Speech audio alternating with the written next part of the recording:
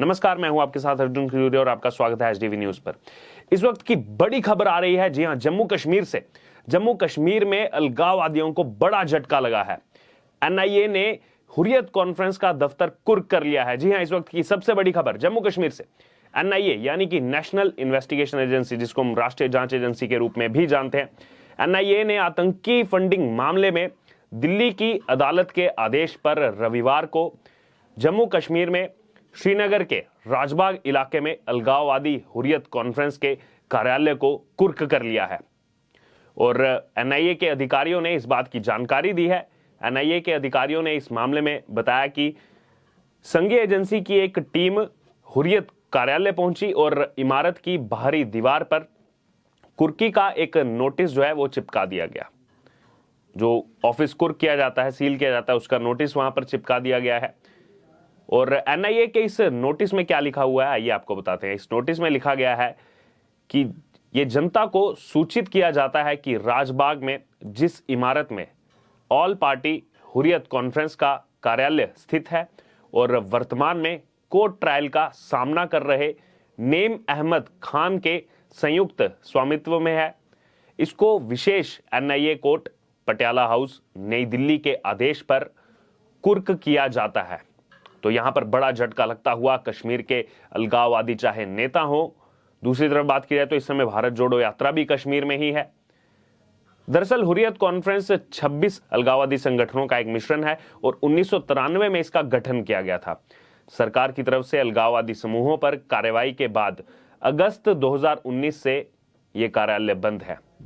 अगस्त 2019, timeline याद कीजिए आप, वही समय जब अनुच्छेद 370 को हटाया गया था। 5 अगस्त 2019 को इस अनुच्छेद 370, जो अलग संविधान था, जम्मू कश्मीर का अलग झंडा था, उसको हटाया गया और उसी समय से ये जो हुर्रियत कॉन्फ्रेंस का ये दफ्तर था ये बंद था और अब इसको जो है कुर्क कर लिया गया है।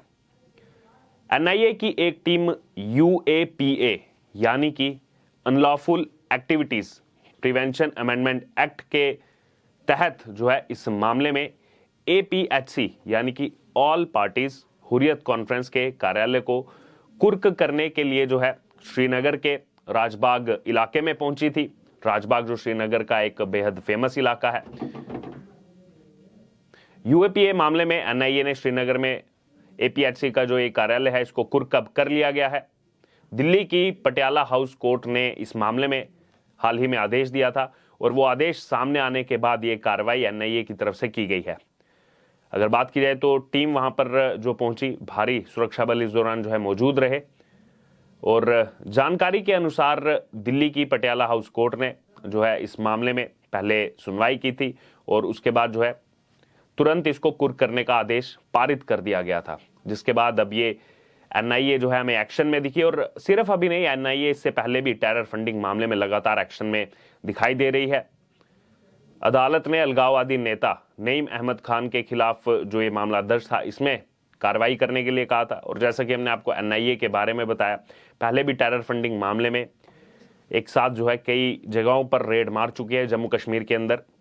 लगातार टेरर फंडिंग पर नकेल कसने की कोशिश जांच एजेंसियों की चल रही है। आपको बता दें कि नईम खान 14 अगस्त 2017 से न्यायिक हिरासत में है। नईम खान पर एनआईए ने कश्मीर घाटी में अशांति पैदा करने का आरोप लगाया और आरोप यह है कि राजबाग स्थित जो एक कार्यालय है जो इस समय सुर्खियों में बना हुआ है, इसका उपयोग किस लिए किया जाता है था पैच इसका उपयोग किस लिए किया जाता था? इसका उपयोग अलग अलग विरोध प्रदर्शनों की रणनीति बनाने, सुरक्षा बलों पर पथराव की गतिविधियों के लिए किया जाता था। जो बेरोजगार युवा हैं उनको इसमें भर्ती किया जाता था।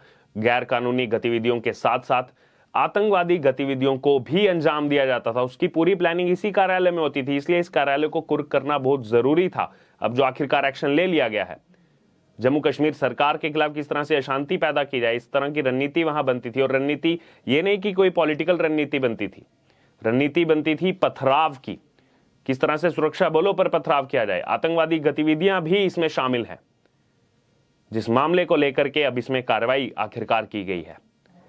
तो अनुच्छेद 370 हटने के बाद लगातार यहां पर जांच एजेंसियां नकेल कसी हुई हैं, चाहे वो आतंकवाद हो या फिर अलगाववाद। जिस तरह से दोषी पाए जाते हैं यूएपीए मामले में। दरअसल क्या है यूएपीए? इस कानून का मुख्य उद्देश्य है कि जो आतंकी गतिविधियां हैं इस पर रोकथाम लगाना। पुलिस और जांच एजेंसियां इस कानून के तहत ऐसे आतंकवादियों या फिर ऐसे अपराधियों और संदिग्धों को चिन्हित करती है जो आतंकी गतिविधियों में शामिल होते हैं, उनके ऊपर ये कार्रवाई की जाती है।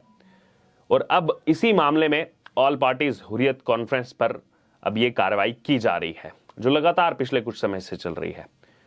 और जांच एजेंसी ने कार्रवाई करते हुए ऑल पार्टी हुर्रियत कॉन्फ्रेंस के इस ऑफिस को, जो उनका एक तरह से कहा जा सकता है कि ये जितनी भी एक्टिविटीज वहां होती थी पथराव की, उसका एक अड्डा था।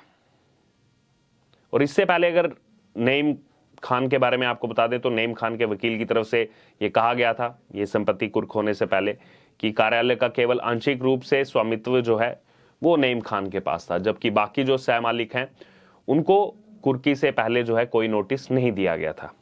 इस मामले में अदालत ने भी अपना रुख जो है वो स्पष्ट किया। इस पर अदालत ने कहा कि नईम खान के अलावा कार्यालय से जुड़े कई अन्य आरोपी मामले में अभियोजन का सामना कर रहे हैं, यानी कि सिर्फ नईम खान नहीं, बाकी भी लोग इसमें शामिल हैं जो कार्यालय चलाते थे। अदालत ने कहा कि इस प्रक्रिया में यह देखने की जरूरत नहीं है कि अगर कोई अन्य व्यक्ति जो सहमालिक होने का दावा करता है और इस बात को मानता है कि कुर्की की एक ऐसी प्रक्रिया जो उचित नहीं है, तो कानून के अनुसार जो कानूनी उसके पास अधिकार हैं उसको वो प्राप्त कर सकता है। वहीं अदालत ने इस मामले में आगे बोलते हुए कहा कि संपत्ति की कुर्की अपने आप में मुकदमे पर कोई भी असर नहीं डालती है और इसे किसी भी तरह से आरोपी के खिलाफ जो सजा है या फिर जो अपराध के निष्कर्ष के रूप में नहीं माना जा सकता है। बहरहाल अब इस कार्यालय की अगर बात की जाए, इसको लेकर के वकील की तरफ से कहा गया कि इसको जो है कुर्क नहीं किया जाना चाहिए, लेकिन यहां पर सवाल यह उठता है कि आखिरकार ऐसे कार्यालय जो अब सील हो रहे हैं जिसमें क्या एक्टिविटीज होती थी, किस तरह से सुरक्षा बलों पर पथराव किया जाए, कैसे अशांति फैलाई जाए सरकार के खिलाफ बिना कोई एजेंडे के, लेकिन सिर्फ और सिर्फ सरकार का विरोध करना है, ये चलता था कश्मीर में। आज अनुच्छेद 370 हटने के बाद पथराव की घटनाएं बहुत तेजी से कम हुई हैं वहां पर और लगातार आतंकवाद पर ऑपरेशन ऑल आउट वहां पर चलाया जा रहा है सैन्य बलों की तरफ से। दूसरी तरफ जो जांच एजेंसियां हैं वो टेरर फंडिंग मामले में लगातार जांच कर रही हैं, उसमें कई खुलासे हो रहे हैं। और ये जो आतंकवाद और अलगाववाद, इनको पहले दो नजरिए से देखा जाता था, अब इसको दो नजरिए से नहीं देखा जा रहा, क्योंकि जितने सेपरेटिस्ट हैं, अलगाववादी हैं, वही इन सब टेरर फंडिंग के मामले में सामने आ रहे हैं। सिर्फ नाम के हिसाब से जो है अपने आप को वो अलगाववादी कहते थे, लेकिन पूरी तरह से जो आतंकवादी गतिविधियां कश्मीर के अंदर होती थी उसमें संलिप्त हैं ये अलगाववादी। चाहे फिर वो यासीन मलिक हो, जिस तरह से खुलासा हुआ कैसे टेरर फंडिंग मामले में उनका नाम सामने आया। तो अब अगर देखा जाए तो यहां पर केंद्र सरकार की तरफ से, चाहे जांच एजेंसियां हो, उनकी तरफ से अब नकेल कसी जा रही है। और यहां पर बड़ी खबर इस वक्त जम्मू कश्मीर से, जहां एक तरफ भारत जोड़ो यात्रा चल रही है, दूसरी तरफ हुर्रियत कॉन्फ्रेंस जो हमेशा से ऐसी एक्टिविटीज में संलिप्त पाया जाता है, उनके कार्यालय को जांच एजेंसी एनआईए की तरफ से कुर्क कर दिया गया है। अब इस पर आपकी क्या राय है, आप हमारे साथ कमेंट बॉक्स में शेयर कर सकते हैं और इससे जुड़े तमाम अपडेट के लिए बने रहिए हमारे साथ। धन्यवाद।